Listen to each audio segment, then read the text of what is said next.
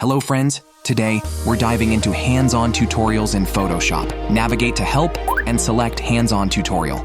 This will open the Discovery panel. Our objective for today is to explore the orientation section together. Let's get started. Click Get to Know the App and begin the tutorial. This is the Layers panel. It's one of many panels you'll use as you work in Photoshop. Let's see how you'd work with the Layers panel to edit this image. To make designing flexible, you can turn layers on and off. How might the image look with a planet in the background? Click the empty box to the left of the planet layer to turn on Layer Planet.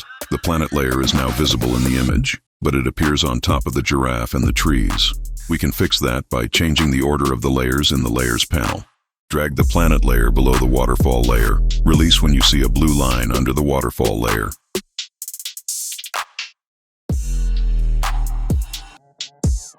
That looks better. Now the planet appears behind the giraffe and the trees. Reordering layers in the panel changes the order of the images on the canvas. Let's move the moon closer to the giraffe so it looks like he's reaching for the moon. Select the Move tool. It's good habit to first select the layer you need to work on. Click on an empty part of the moon layer to select the layer Moon. Drag the moon down to the position it just above the giraffe's head to make it look as if the giraffe is reaching up to the moon. We don't really need a second moon in the sky, so we'll use the spot healing brush to remove the smaller moon. Select the spot healing brush tool. The settings for a selected tool are located in the options bar at the top of the screen. Click to open the brush size options.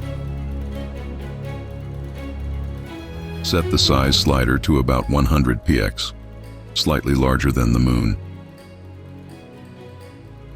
We want to remove an object that's on the Clouds and Stars layer, so we need to make sure that layer is selected. Select the layer Clouds and Stars.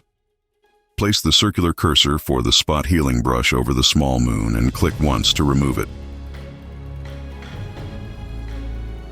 That's all it took. A single click. The magic of the spot healing. Brush removed the moon and seamlessly blended in the surrounding color and image detail. The background looks a bit too bright for this twilight scene, so let's use an adjustment layer to darken the sky.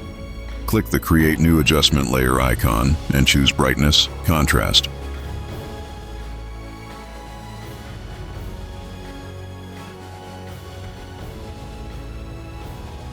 The controls for an adjustment layer are found in the Properties panel. Drag the brightness slider to the left to about 35 to slightly darken the Clouds and Stars layer.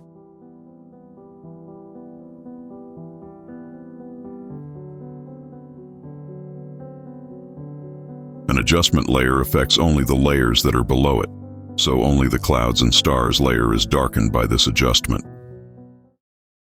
Okay, lastly, let's talk about the layer and adjustment layer. In Photoshop, a layer is like a transparent sheet where you can place and edit individual elements of your design separately. Each layer can contain different parts of your image, such as text, shapes, or images. Layers allow you to work on specific parts of your design without affecting the rest.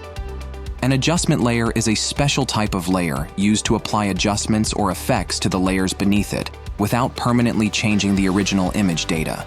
This means you can make adjustments like changing the brightness, contrast, or color balance of your image without altering the underlying layers.